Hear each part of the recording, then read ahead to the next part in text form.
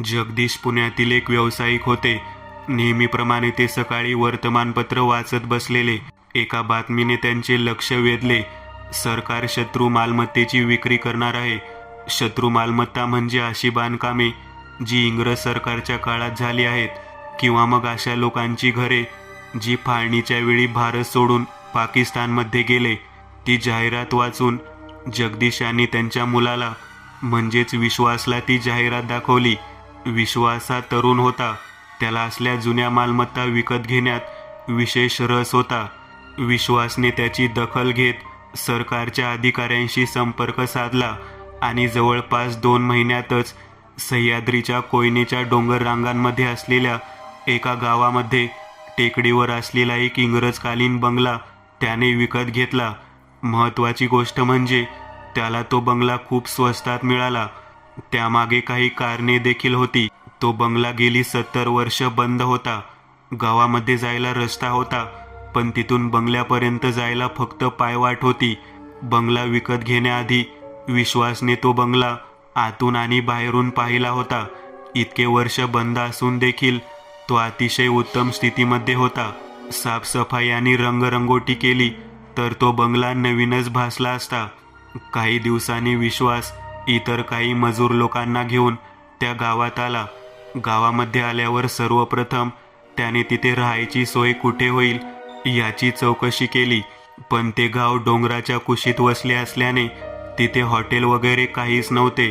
पण गावात लांबून शहरातील पाहुणे आले म्हणून मग सरपंचाने त्याच्या वाड्यात राहायला परवानगी दिली. वाड्याच्या एका बाजूला असलेल्या 2 खोल्यांमध्ये त्यांची सोय करण्यात आली. दुसऱ्या दिवशी विश्वासने आणलेले मजूर बंगल्याची साफसफाई करणार होते. तो बंगला एकदम राहण्यायोग्य झाला की मग त्यात हवे तसे बदल करून एक हेरिटेज हॉटेल म्हणून त्याची जाहिरात करता येणे शक्य होते. त्या दिवशी रात्री सरपंच आणि विश्वास बाहेर शेकोटी पेटवून बोलत बसले होते. सरपंच म्हणाले, "हा बोला विश्वास, काय म्हणत होता तुम्ही मगाशी आला तेव्हा?"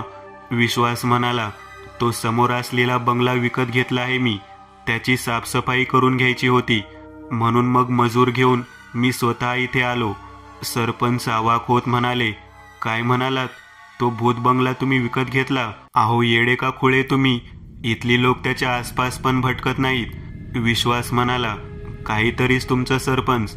असली भूत वगैरे आता कुठे राहिली आहेत?" सरपंच म्हणाले, "हे बघा, तुमचा विश्वास बसो किंवा नाही, पण आमच्या बापाने जे आम्हाला सांगितलं आहे ते तुम्हाला सांगतो." विश्वासला काही पटत नव्हते, पण तरीही सरपंचांचा मान ठेवायला तो म्हणाला, "हा सांगा." सरपंच म्हणाले, "तिथं भूताटकी आहे. रात्रीचे तिथं वेगवेगळे आवाज ऐकू येतात. असं म्हणतात त्या इंग्रजाचं भूत आहे तिथे." विश्वास म्हणाला, "कोण इंग्रज?" सरपंच म्हणाले, "तो विल्यम्स. त्यानेच तर बांधला होता हा बंगला. तो एक मोठा अधिकारी होता इंग्रजांचा. त्यावेळी त्या लोकांची पद्धतच होती, अशी आडवाटेला बंगला बांधून राहायची. त्यांना शांतता खूप प्रिय असायची." विश्वास म्हणाला, "पण नक्की झालं काय?" सरपंच म्हणाले, "अहो एक दिवस त्या विल्यम्स आणि त्याची बायको कोरा यांचे मुडदे मिळाले त्या बंगल्यासमोर असलेल्या विहिरीमध्ये. त्यानंतर हे प्रकार सुरू झाले बघा." विश्वासने त्यांच्या बोलण्याकडे दुर्लक्ष केले. तो म्हणाला, "ठीक आहे सरपंच, जर का मला काही अनुभव आला तर मी सोडून जाईल हा बंगला." सरपंचांना देखील कळले विश्वास काही ऐकणार नाही. ते म्हणाले, "बरं माझं एक ऐका, संध्याकाळनंतर त्या बंगल्यात थांबू नका." विश्वासने होकारार्थी मान डोलावली. त्यानंतर ते दोघे झोपायला गेले. दुसऱ्या दिवशी सकाळी लवकर उठून विश्वास आणि ते मजूर बंगल्याकडे निघाले.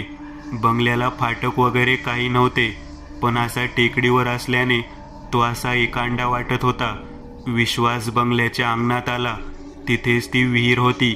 विश्वास विहिरीजवळ गेला. जुन्या धाटणीची गोलाकार आकाराची ती विहीर होती. शेवाळलेले पाणी असल्याने खोलीचा अंदाज येत नव्हता. नंतर मग विश्वास त्या बंगल्याकडे वळला. दगडी बांधकाम असलेला 2 मजली बंगला होता तो. त्याचे दार फार उंच असे नव्हते, पण अजूनही शाबूत होते. खिडक्यांची तावदाने मजबूत होती. दरवाजा उघडून तो आत गेला. आत मोठा दिवाणखाना होता आणि तिथूनच वर जाणारा एक जिना होता. बाजूला काही खोल्या होत्या. बरीच तैलचित्रे होती. त्यावर जळमटे जमा झालेली. त्या बंगल्यात वीज असण्याचा प्रश्नच नव्हता. आलेल्या मजुरांनी साफसफाईला सुरुवात केली. पूर्ण दिवसभर साफसफाई सुरू होती. तरी देखील बंगल्याचा बराचसा भाग साफ करायचा राहिला होता. पण संध्याकाळ झाल्यानंतर ते निघाले. रात्री सरपंचांच्या वाड्यावरच त्यांनी जेवून घेतले. दिवसभर थकल्यामुळे विश्वासला लगेच झोप लागली. रात्री विश्वासला जाग आली. त्याने डोळे उघडले तर तो बंगल्याच्या दिवाणखान्यात होता. त्याला काहीच समजले नाही. अचानक त्याचे लक्ष जिन्याकडे गेले. तिथे नऊवारी घातलेली एक स्त्री उभी होती. विश्वास तिच्याकडे पाहतच राहिला. ती स्त्री पायऱ्या उतरत खाली येऊ लागली. विश्वासचे लक्ष तिच्या पायांकडे गेले. तिचे पाय पायऱ्यांवर टेकतच नव्हते. विश्वास खूप घाबरला होता. तो तसाच धावत दाराबाहेर पडला. पण दाराबाहेर पडताच तो पुन्हा त्या बंगल्यात आला. त्याला काहीच समजले नाही. आता नक्की काय घडले. इतक्यात त्याच्यासमोर ती स्त्री आली.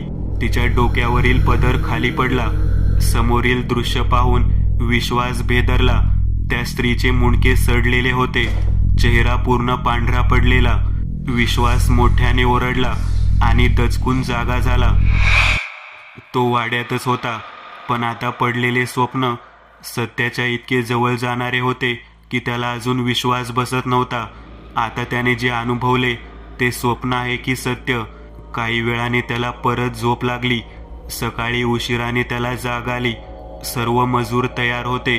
काही वेळातच आवरून तो मजुरांसोबत पुन्हा त्या बंगल्यात आला. बंगल्यात प्रवेश केल्यावरच रात्रीच्या आठवणीने त्याच्या अंगावर काटा आला. सर्व मजूर वरच्या मजल्यावर गेले होते. विश्वासने सर्व खिडक्या उघडल्या. दिवाणखाना प्रकाशाने उजळून निघाला. तिथे बरीच चित्रे लावलेली. काही बायकांची, काही प्राण्यांची. ज्याच्या कोणाचा हा बंगला होता त्याला चित्रकलेची आवड होती हे जाणवत होते. वरच्या मजल्यावर मजूर साफसफाई करत होते. त्यांना तिथे माळ्यावर जाणारा जिना दिसला. त्या मजुराने विश्वासला आवाज दिला. विश्वास त्या जिन्याजवळ पोहोचला. हातात टॉर्च घेऊन एका मजुरासोबत तो माळ्यावर गेला. माळा फार काही मोठा नव्हता, पण तिथे धुळीचे थर जमा झालेले. समोर एक मोठी पेटी ठेवलेली, ती देखील धुळीने माखलेली. बंगल्यात फार काही सामान नव्हते, त्यामुळे ती पेटी पाहून विश्वासला आश्चर्य वाटले. तो त्या पेटीजवळ गेला आणि मजुराला पेटी उघडायला सांगितली. मजुराने पेटीचा दरवाजा उघडला. विश्वासने घाईघाईत आत टॉर्च फिरवला. आत काही तैलचित्रे होती. सर्वात वर एका विदेशी महिलेचे चित्र होते. त्या महिलेने हातात एक मेणबत्ती पकडलेली. तिच्या चित्राखाली नाव लिहिलेले, कोरा. त्याने ते चित्र उचलून मजुराकडे दिले. ते चित्र हातात घेताच घाबरून मजुराने ते चित्र खाली टाकले. ते पाहून रागवतच विश्वास म्हणाला, अरे मूर्खा, काय करतोय तू हे? तो मजूर म्हणाला, आहो साहेब, ती बाई डोळे फिरवत होती चित्रात. विश्वास म्हणाला, अरे तू काय सकाळी सकाळी टाकली का रे आज? ते चित्र आहे फक्त. म्हणे डोळे फिरवती. उचल ते चित्र आणि घेऊन जा खाली. असे बोलून विश्वास पुन्हा पेटीमध्ये पाहत होता. खाली जे दुसरे चित्र होते ते पाहून मात्र विश्वासला धक्का बसला. तो काही क्षण ते पाहतच राहिला. मजूर ते चित्र ठेवून वर आला, तरी देखील विश्वास त्या चित्राकडे पाहतच होता. त्या मजुराने त्याला हलवले तेव्हा तो भानावर आला. तो विचारात पडला होता, कारण ते चित्र त्या स्त्रीचे होते जी त्याला स्वप्नात दिसली होती. विश्वासने ते चित्र देखील मजुराकडे दिले. आत अजून एका विदेशी स्त्रीचे चित्र होते. ते चित्र घेऊन विश्वास खाली आला, पण त्याच्या डोक्यात अजून त्या स्त्रीचे विचार फिरत होते. इतर सगळी साफसफाई होत आलेली, पण दिवस मावळायला लागलेला. पण विश्वासचे म्हणणे होते की थोडीशी साफसफाई बाकी आहे. टॉर्चच्या उजेडात ती करून घेऊ, म्हणजे उद्या पुन्हा यायची गरज लागणार नाही. रात्रीचे 9 वाजले होते. अचानक बाहेर जोराचा वारा सुटला. बरीच धूळ उडून आत येऊ लागली. त्यामुळे विश्वासने सर्व खिडक्या बंद करायला सांगितल्या. सर्व 5 मजूर खालच्या मजल्यावर होते. त्यातील एक जण विश्वास सोबत वरच्या मजल्यावर खिडक्या बंद करण्यासाठी आला. वरच्या मजल्यावर 2 खोल्या होत्या. एका खोलीमध्ये विश्वास गेला आणि दुसऱ्या खोलीमध्ये मजूर. विश्वास त्या खिडकीचे पाले ओढतच होता, पण त्याच वेळी त्याच्या मागे तीच स्त्री उभी होती. निळी नऊवारी घातलेली, डोक्यावरून चेहऱ्यावर आलेला पदर, पूर्ण पायाच्या घोट्यापर्यंत जाणारी साडी. विश्वासला असे वाटले की मागे कोणीतरी उभे आहे. त्याने पटकन मागे वळून पाहिले, पण मागे कोणीच नव्हते. त्याच्या टॉर्चचा उजेड जिथपर्यंत जात होता तिथपर्यंत तर काहीच नव्हते. कदाचित शेजारी असलेल्या अंधारात काहीतरी दबा धरून बसलेले. इतक्यात खिडकीची पाले जोरात आपटली. विश्वास दचकला. त्याने पाले बंद केली आणि तो मागे वळला. त्याने टॉर्च फिरवला तसं एक आकृती त्याला दिसली. टॉर्च समोरून जाऊन माळ्याच्या जिन्याजवळ जाऊन अंधारात गडप झाली. विश्वास घाबरला, कारण त्याने पहिल्यांदा असा अनुभव घेतला होता. इतक्यात त्याला जिन्यावर पायांचा आवाज आला. त्याने त्या दिशेने टॉर्च फिरवला, पण तिथे कोणीच नव्हते. तो जिन्याजवळ गेला. इतक्यात त्याने बंद केलेली खिडकीची पाले आपोआप खाडकन उघडली. पुन्हा सोसाट्याचा वारा आत येऊ लागला. विश्वासला काहीच समजत नव्हते, नक्की काय चाललं आहे. तो पुन्हा ती पाले बंद करायला खिडकीजवळ आला. तो पाले बंद करतच होता. त्याच वेळी माळ्यावरून नऊवारी नेसलेले 2 पाय खाली आले. लांब होत जाऊन जमिनीला टेकले. विश्वास खिडकीचे पाले बंद करून मागे वळला. समोरील दृश्य पाहून तो पुन्हा भेदरला. त्या जिन्याजवळ तीच स्त्री उभी होती. त्या खोलीमध्ये घाण दर्प येत होता. त्या क्षणी विश्वासला वाटत होते इथून पळून जावे, पण त्याचे शरीर त्याला साथ देत नव्हते. तो पुन्हा हरवला होता. इतक्यात त्याला समोरील खोलीमधून मजुराच्या ओरडण्याचा आवाज आला. त्या आवाजाने तो भानावर आला. तो धावतच त्या खोलीमध्ये गेला. तो मजूर जमिनीवर पडला होता. विश्वास तसाच धावत खाली आला. खाली कोणीच नव्हते. तो मजुरांना आवाज देऊ लागला, पण कोणीच नव्हते. तो चालताना कशाला तरी अडखळला आणि खाली पडला. त्याने टॉर्च फिरवून पाहिले तर तिथे ती चित्रे होती जी त्याला माळ्यावर मिळालेली. त्याची नजर त्याच स्त्रीच्या चित्रावर गेली. तिचे डोळे त्याच्याकडेच पाहत होते.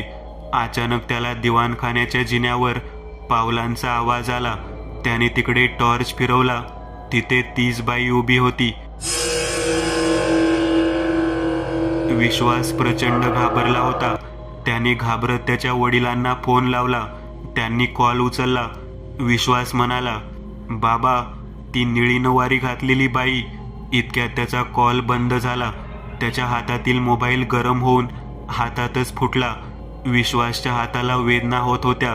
तो धावत बाहेर निघाला, पण तितक्यात दार बंद झाले. तो मागे वळला.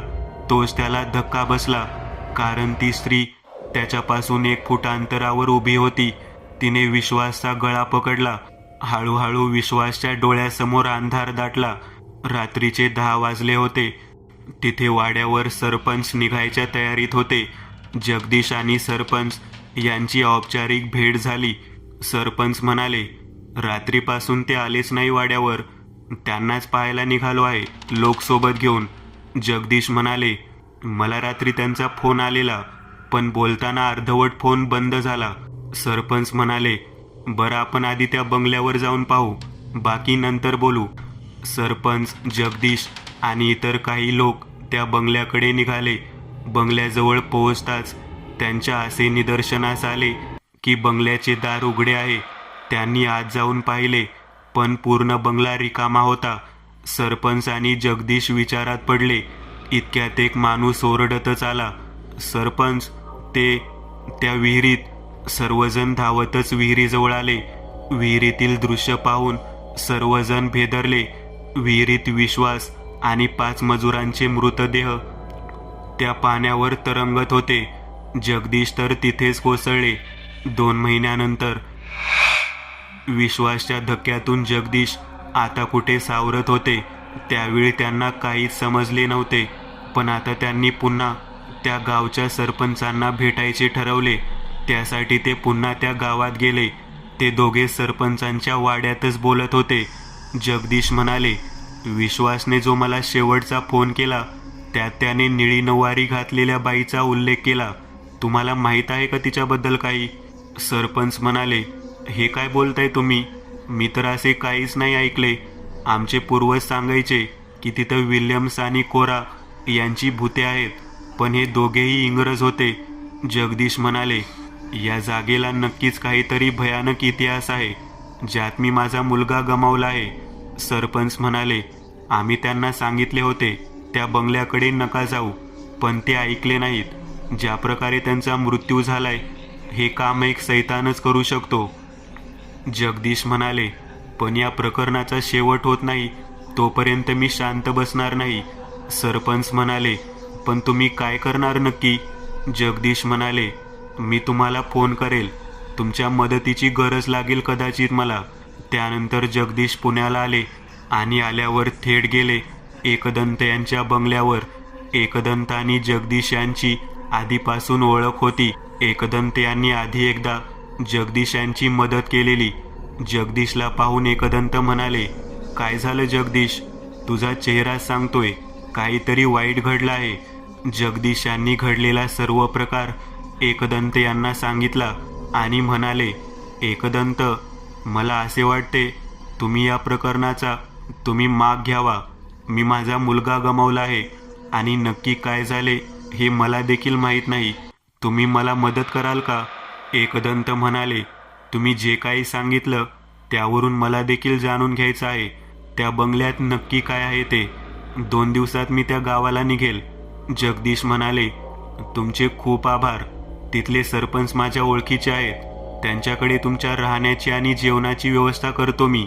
त्यानंतर जगदीश यांनी एकदंत यांचा निरोप घेतला आणि मग सरपंचांना फोन करून एकदंत येणार असल्याची सूचना दिली. एकदंत यांनी केशवला बोलावून घेतले आणि म्हणाले, केशव, तयारी कर. आपल्याला काही दिवसासाठी एका गावाला जायचे आहे. आपले नेहमीचे सामान घे. त्यानंतर एकदंत त्यांच्या खोलीमध्ये गेले. त्यांना अंदाज होता जे काही आहे ते भयंकर आहे, त्यामुळे त्यांना अधिक तयारीने जावे लागणार होते. त्यांनी त्यांचे कपाट उघडले. विविध वस्तू त्यात होत्या. त्यातल्याच काही वस्तू त्यांनी पडताळून पाहिल्या. त्यांची बाकी असलेली कामे त्यांनी 2 दिवसात आटपून घेतली आणि मग एकदंत त्यांच्या गाडीतून त्या गावाकडे निघाले. संध्याकाळी एकदंत त्या गावात पोहोचले आणि सरपंचांच्या वाड्यावर गेले. रात्री जेवण झाल्यानंतर एकदंत आणि सरपंच बोलत बसलेले. सरपंच म्हणाले, मी विश्वासला सांगितले होते त्या बंगल्यात पाऊल ठेवू नको, पण ऐकला नाही तो. तुम्हाला देखील तेच सांगेन. एकदंत म्हणाले, मी पूर्ण माहिती घेतल्याशिवाय माझे पाऊल पुढे टाकत नाही. मला माझ्या ताकदीचा अंदाज आहे. त्या बंगल्यात जे काही आहे त्याची ओळख करून घेईन आणि मगच पुढे जाईन.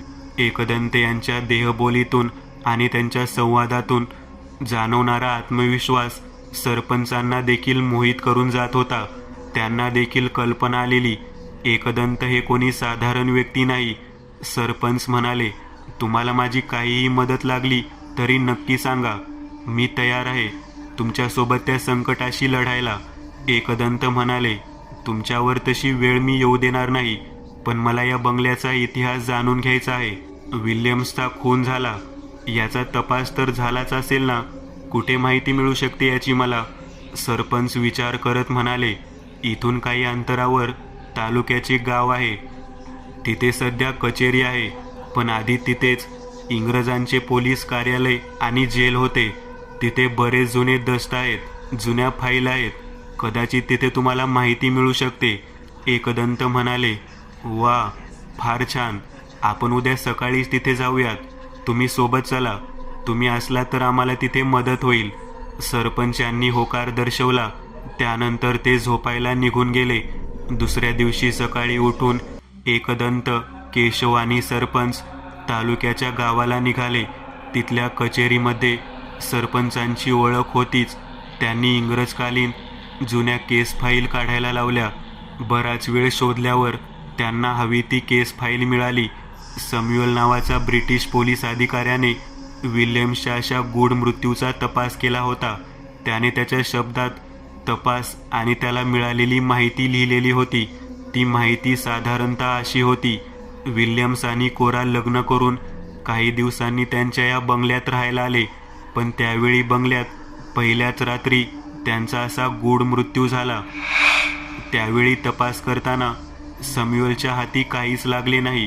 बंगल्यात त्याचा जो काही वावर होता त्यावरून त्याच्या असे लक्षात आले की या बंगल्यात काहीतरी विचित्र आहे. त्यामुळे त्याने एका चर्चच्या अधिकाऱ्याला बोलावून तिथे पवित्र जल शिंपडून ती वास्तू पवित्र करून घेतली. पण त्याने असा अहवाल दिला की इथे परत कोणी राहू नये. ही माहिती मिळाल्यावर एकदंत म्हणाले, मला ही माहिती अपूर्ण वाटते. काहीतरी महत्त्वाचा भाग आहे जो अजूनही आपल्या समोर नाहीये. केशव म्हणाला, मग आता आपण नक्की काय करायचं? एकदंत म्हणाले, सरपंच तुम्ही इथल्या लोकांना सांगा. सॅम्युएलबद्दल अजून काही कागदपत्रे मिळतात का ते पहा. संध्याकाळ व्हायला वेळ आहे. आपण त्या बंगल्यात एक चक्कर मारून येऊ. एकदंत यांच्या या विधानाने सरपंचांच्या कपाळावर आठ्या आल्या. एकदंत यांना हा बदल जाणवला. ते म्हणाले, हे बघा सरपंच, मी तुम्हाला आग्रह करत नाही, पण माझ्यासोबत असताना तुम्हाला काही धोका नाही याची हमी मात्र देऊ शकतो. सरपंच देखील एकदंत आणि केशवसोबत त्या बंगल्याकडे निघाले. बंगल्याच्या अंगणात विहिरीजवळ आल्यावर एकदंत काही क्षण थबकले आणि म्हणाले, याच विहिरीत विल्यम्स आणि कोराचे मृतदेह मिळाले ना सरपंच? आणि बाकी त्या 6 जणांचेही. सरपंचांनी होकारार्थी मान डोलावली. ते तिघेही बंगल्यात आले. दिवाणखान्याच्या जिन्याजवळ ती 3 चित्रे पडलेली. एकदंत तिथे गेले आणि त्या चित्रांचे निरीक्षण करू लागले. एकदंत म्हणाले, ज्या अर्थी ही चित्रे अशी पडली आहेत म्हणजे नक्कीच ही चित्रे भिंतीवर लावण्यात आली नव्हती आणि हे निळी नऊवारी घातलेल्या स्त्रीचे चित्र आहे. विश्वास तसंच काही बोलत होता तेव्हाच त्याचे आणि जगदीश यांचे संभाषण बंद झाले. म्हणजे नक्कीच या निळ्या साडीवाल्या स्त्रीचा काहीतरी संबंध आहे या बंगल्याशी. तिच्या चित्राखाली नाव आहे पण ते स्पष्ट दिसत नाही आता. असं काहीतरी आहे, सरपंच म्हणाले. पण एकदंत, आजवर आम्ही कोरा आणि विल्यम्स हीच नावे ऐकत आलो आहोत. एकदंत म्हणाले, हे दुसरे चित्र बघा. तिथे नाव लिहिलेले दिसत आहे कोरा, पण इतर 2 चित्रांवर असलेली नावे अस्पष्ट आहेत. ज्या अर्थी ही चित्रे इथे आली याचा अर्थ विश्वासने ही चित्रे कुठून तरी शोधली आहेत. आपल्याला हा बंगला तपासायला हवा. तुम्ही दोघे इथेच खाली मजल्यावर पहा. काही वेगळं दिसतं का? मी वरती जाऊन पाहतो. बराच वेळ एकदंत वरच्या मजल्यावर पाहत होते पण तिथे फार काही नव्हतंच. खाली देखील काही मिळाले नाही. एकदंत यांना माळ्यावर काय आहे हे पाहायची इच्छा होती. त्यांनी केशवला आवाज दिला आणि गाडीमधून मोठे टॉर्च आणायला सांगितले. त्यानंतर एकदंत आणि केशव माळ्यावर आले. सरपंच माळ्याच्या जिन्याजवळच थांबले. माळा तसा लहानच होता पण तिथे ती उघडी असलेली पेटी एकदंत यांच्या नजरेस पडली. एकदंत यांनी मोठा टॉर्च तिथे चालू केला. पेटीवर प्रचंड धूळ होती. एकदंत यांनी ती साफ केली आणि पेटीचे निरीक्षण करू लागले. एकदंत म्हणाले, केशव, याच पेटीमधून ती चित्रे काढली आहेत. या पेटीचा आकार त्या चित्रांसाठी योग्य आहे. पण एकदंत हे बोलतच होते तितक्यात खालून सरपंचांनी आवाज दिला, एकदंत, कचेरीमधून फोन आला आहे. एकदंत आणि केशव खाली आले. सरपंच म्हणाले, अहो, त्या सॅम्युएलचे काही सामान त्या कचेरीच्या तळघरात मिळाले आहे. त्या कचेरीच्या अधिकाऱ्याने बोलावले आहे आपल्याला. एकदंत म्हणाले, अरे वा, फारच उत्तम. लगेच निघू आपण. केशव, बंगल्याला कुलूप लाव. सरपंच म्हणाले, अहो काय एकदंत, इथं कोण येणार आहे का? एकदंत म्हणाले, इथून कोणी बाहेर येऊ नये यासाठी आहे ते कुलूप. केशवने त्याच्या बॅगमधून एक कुलूप काढले ज्यावर शेंदरी दोरा होता. एकदंत आणि सरपंच बाहेर पडताच केशवने दरवाजाला ते कुलूप लावले. सरपंच यांना काही समजले नाही. काही वेळातच एकदंत त्या कचेरीमध्ये पोहोचले. तिथे असलेल्या शिंदे नावाच्या अधिकाऱ्यांशी ते बोलत होते. शिंदे म्हणाले, इंग्रज सरकारच्या काळात जे अधिकारी ते काम करत होते त्यांचे काही वैयक्तिक सामान अजूनही तळघरात आहे. तुम्ही ज्या सॅम्युएलचा उल्लेख केला त्याला वेड लागले होते, त्यामुळेच त्याचे सामान जे तळघरात राहिले ते राहिलेच. एकदंत म्हणाले, सॅम्युएलचे वेड आपल्या पत्त्यावर पडले म्हणायचे. चला बघूया ते. एका लोखंडी पेटीमध्ये सॅम्युएलचे बरेच सामान होते. त्यात एक डायरी देखील होती. सुंदर इंग्रजी हस्ताक्षरात सॅम्युएलचे त्यात बऱ्याच केसची माहिती लिहिली होती. अशी माहिती जी तो कागदपत्रात देऊ शकत नव्हता, पण त्याने स्वतःसाठी ती लिहून ठेवलेली. डायरीचे पाने उलटत एकदंत शेवटच्या केसपर्यंत आले. शेवटची केस होती विल्यम्स आणि कोराची. ती काही पाने वाचताना एकदंत यांच्या चेहऱ्यावरचे भाव बदलत गेले. त्यांच्या चेहऱ्यावर काळजी, कुतूहल आणि आश्चर्य एकत्र दिसत होते. सॅम्युएलने डायरीमध्ये लिहिलेला भाग काहीसा असा होता. कोरा ही विल्यम्सची तिसरी पत्नी होती. याआधी विल्यम्सने 2 लग्न केलेली आणि दोनही बायका अनपेक्षितरित्या गायब झालेल्या. पहिली बायको होती लारा आणि दुसरी बायको होती सगुना. ज्यावेळी तो त्या बंगल्यात रात्री तपास करत होता त्यावेळी त्यांना अनेक अनैसर्गिक गोष्टी जाणवल्या. त्याने एका चर्चच्या फादरला बोलावले. तेव्हा त्या फादरने ती 3 चित्रे त्या पेटीमध्ये बंद करायला सांगितले आणि त्याने पवित्र जल शिंपडून घर शुद्ध केले.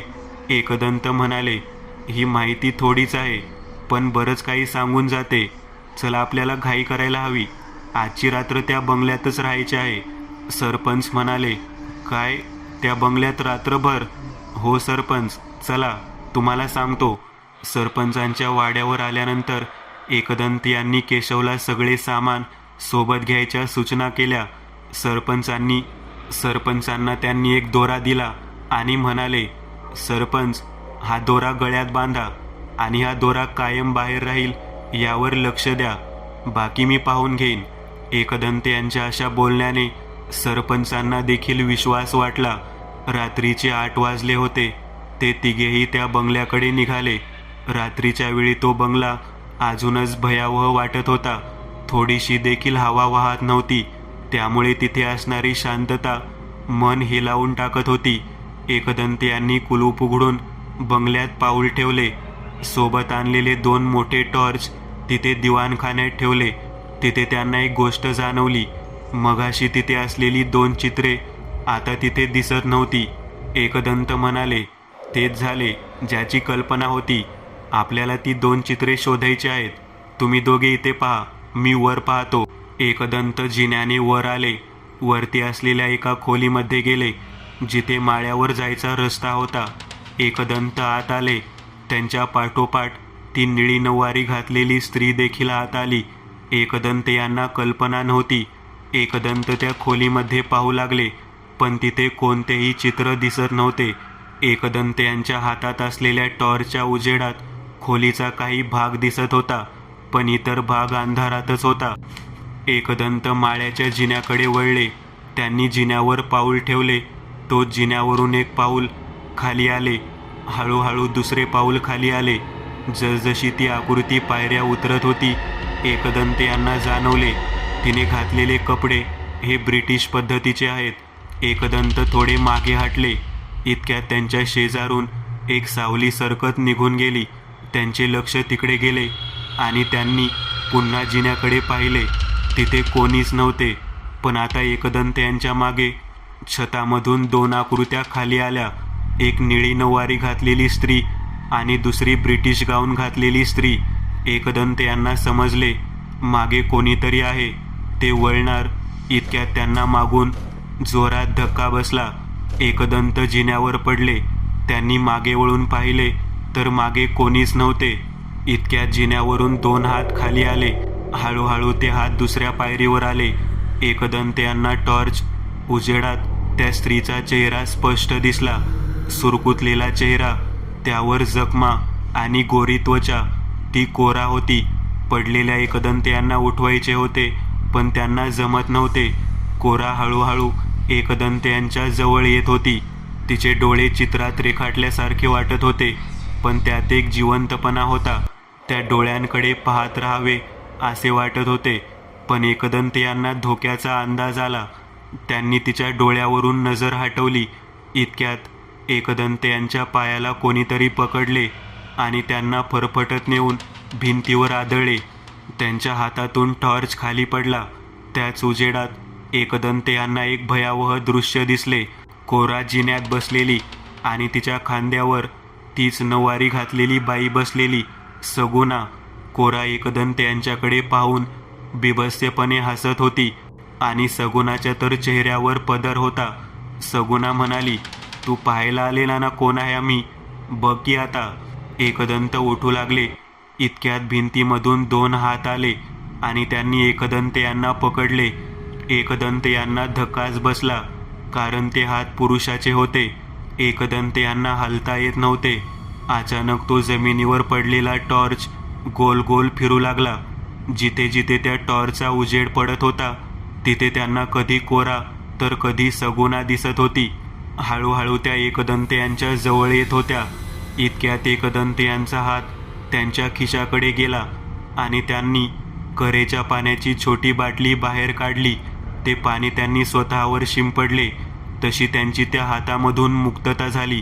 त्यानंतर एकदंत उठले आणि त्यांनी पूर्ण खोलीमध्ये ते पाणी शिंपडले आणि टॉर्च उचलून खाली येऊ लागले. तिथे खाली एक वेगळीच गोष्ट त्यांना दिसली. केशव आणि सरपंच दारामधून बाहेर जात होते. एकदंत यांना समजले काय घडते आहे ते. ते धावतच बाहेर पडले आणि त्यांनी मागून केशव आणि सरपंचांवर करेचे पाणी शिंपडले. केशव आणि सरपंच कावरे बावरे होऊन इकडे तिकडे पाहत होते. त्यांनी मागे वळून एकदंत यांना पाहिले. एकदंत म्हणाले, काही सापडले का तुम्हाला? त्या दोघांनी नकारार्थी मान डोलावली. एकदंत म्हणाले, आपल्याला जे हवे ते माळ्यावर आहे, पण तिथवर ते सहजासहजी पोचू देतील असे वाटत नाही. केशव म्हणाला, ते म्हणजे आता आम्हाला इथे सगुणा दिसली, पण पुढचे काहीच आठवत नाही. एकदंत म्हणाले, ते मी तुम्हाला सांगेन नंतर, पण एक गोष्ट लक्षात घ्या, इथे कोरा आणि विल्यम्स पण आहेत. सरपंच दचकून म्हणाले, काय 3 आत्मा? एकदंत म्हणाले, हो, पण केशव तू यज्ञकुंड काढ, आपली ताकद या बंगल्यात कमी पडते. एकदंत यांनी गाडीमधून काही सामान सोबत घेतले. बंगल्यात आल्यावर एकदंत यांनी शेंद्री तांदूळ आणि रिंगण आखले. त्यात यज्ञकुंड ठेवले. केशवला म्हणाले, तू यज्ञ सुरू कर, काहीच करू नको, फक्त त्या यज्ञात कापूर टाकत राहा आणि अथर्व शीर्ष सुरू ठेव. सरपंच तुम्ही या रिंगणाबाहेर पडू नका. एकदंत वरती आले. त्यांना कल्पना होती की त्यांना तसाच त्रास पुन्हा होईल. ते त्याच खोलीमध्ये आले, पण खोली रिकामी होती. एकदंत यांच्या हातात टॉर्च होती आणि दुसऱ्या हातात एक जुना पंचधातूचा खंजीर, ज्याला असंख्य धागे बांधलेले. एकदंत पुन्हा त्या माळ्याच्या जिन्याजवळ आले. त्यांच्या बाजूला असणाऱ्या अंधारातून हसण्याचे आवाज येत होते. एकदंत जिन्याने वरती निघाले. अर्ध्या जिन्यात येताच माळ्यावरून एका पुरुषाचे अर्धे शरीर खाली आले. ते माळ्यावरून खाली एकदंत यांच्या समोर लोंबकळत होते. त्या पुरुषाच्या ब्रिटिश कपड्यावरून एकदंत यांना समजले तो विल्यम्सच आहे. पण अचानक घडलेल्या घटनेमुळे एकदंत दचकले आणि पुन्हा जिन्यावरून पाय घसरून खाली पडले. पण त्यांनी हातातून टॉर्च आणि खंजीर सोडले नाही. त्यांच्यावरती छताला विल्यम्स, कोरा आणि सगुणा उलटे लटकले होते. ते दृश्य पाहून एकदंत यांना धक्काच बसला. त्यांनी हातातील खंजीर वर फेकला. छताला आपटून तो खंजीर खाली पडला. एकदंत यांनी पुन्हा तो खंजीर घेतला आणि ते माळ्यावर निघाले. माळ्यावर आल्यावर त्यांनी सर्वत्र टॉर्च फिरवला. एका कोपऱ्यात येऊन त्यांचा टॉर्च स्थिरावला. समोरील दृश्य हाडे गोठवणारे होते. तिथे ती चित्रे पडलेली आणि त्याच्याच बाजूला विल्यम्स, कोरा आणि सगुणा उभे होते. रागाने एकदंत यांच्याकडे पाहत होते. एकदंत यांचे हृदय वेगाने धडधडत होते. त्यांनी आजवर अनेक वाईट शक्ती पाहिल्या होत्या, पण अशा समोरासमोर लढाईची त्यांनी कल्पना नव्हती केली. त्या 3ही आकृत्या आता एकदंत यांच्या भोवती फिरत होत्या. एकदंत यांना जाणीव होती, हल्ला हाच सर्वोत्तम बचाव आहे. त्यांनी त्या आकृत्यांकडे लक्ष न देता थेट त्या चित्रांवर झडप घातली आणि त्यात तो खंजीर खुपसला. इतक्यात खालून होमाचा धूर वरती येऊ लागला. त्यामुळे मागे फिरणाऱ्या त्या आकृत्या काही क्षणासाठी थांबल्या. त्या चित्रांमधून रक्त येत होतं. एकदंत यांनी ती चित्र त्याच पेटीमध्ये ठेवली आणि पेटी बंद करून वेगाने खाली आले. एकदंत यांनी त्या रिंगणात ती चित्रे आणली आणि मग पिशाचे वेध उघडला. एकदंत यांना एखाद्या वस्तूवरून त्याचा भूतकाळ पाहायची जी शक्ती पिशाचे वेदामुळे मिळालेली, एकदंत यांनी त्याचा वापर केला. त्या चित्रांचा भूतकाळ एकदंत यांना समजला. जसे एकदंत यांनी डोळे उघडले, त्यांना जाणवले त्या तीनही आकृत्या रिंगणाबाहेर उभ्या आहेत. ते दृश्य पाहून सरपंचांची बोबडीच वळली.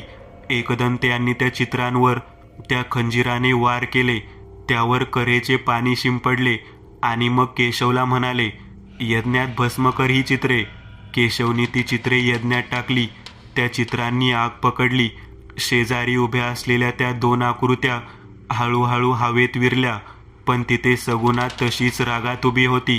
तिने ते रिंगण ओलांडायचा प्रयत्न केला, पण रिंगणाला पाय लागताच ती मागे उडाली.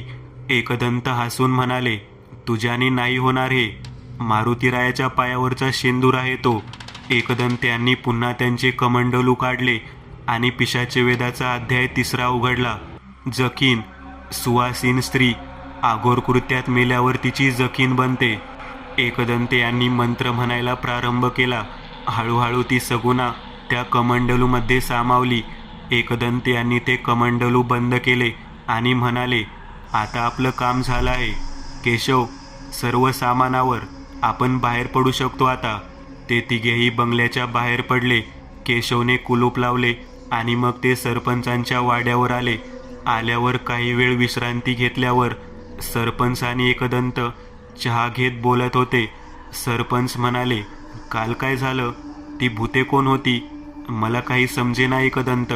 हो, सांगतो सविस्तर. जगदीश पण येत आहेत, त्यांना येऊ देत. त्यांना देखील समजले पाहिजे ना. दुपारी जगदीश तिथे आले. दुपारी जेवण झाल्यावर एकदंत, केशव, जगदीश आणि सरपंच त्यांच्या अंगणात बसले होते. एकदंत म्हणाले, या सगळ्याची सुरुवात खूप आधी झाली होती. विल्यम्स हा साधा माणूस नव्हता. तो एक प्रकारचा मनोरुग्ण होता.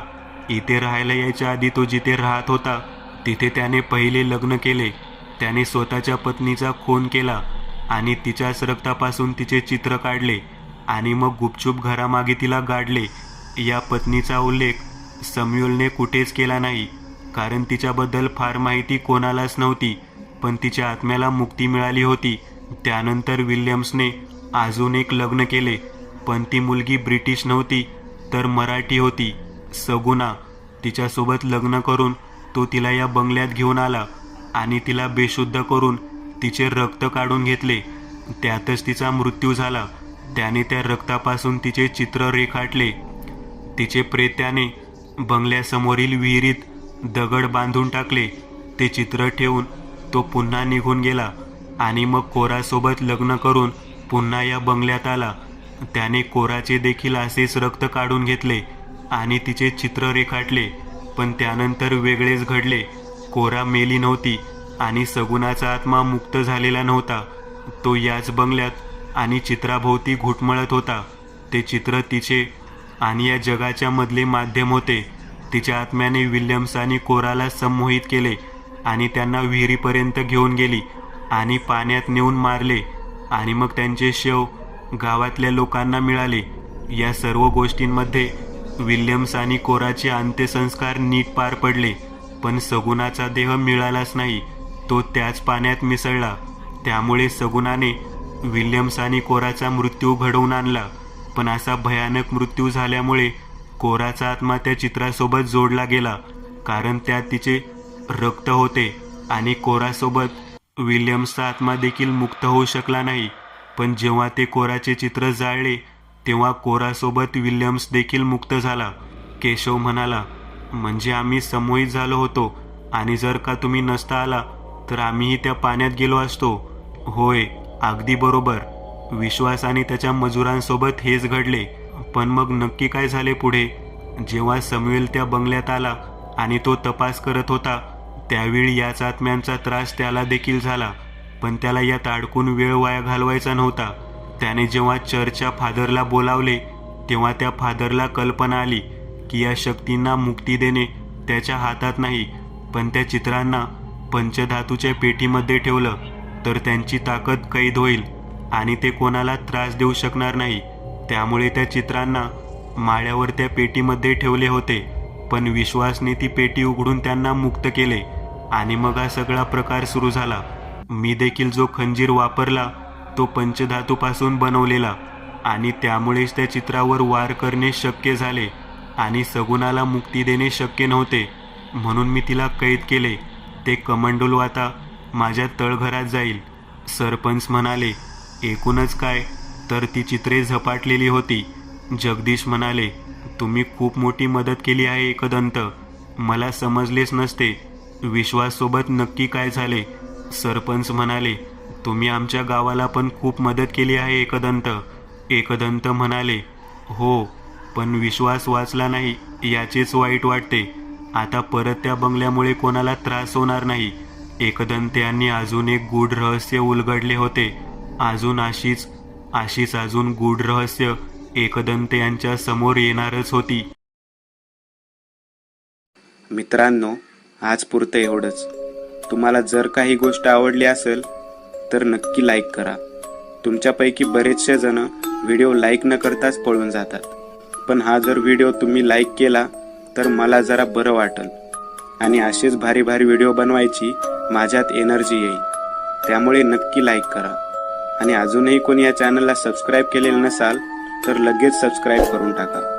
आणि बाजूची घंटी ती मात्र दाबायला विसरू नका. देवाची घंटी आहे ती. चला तर मग पुन्हा भेटूया अशीच एक आगळी वेगळी गोष्ट घेऊन पुढच्या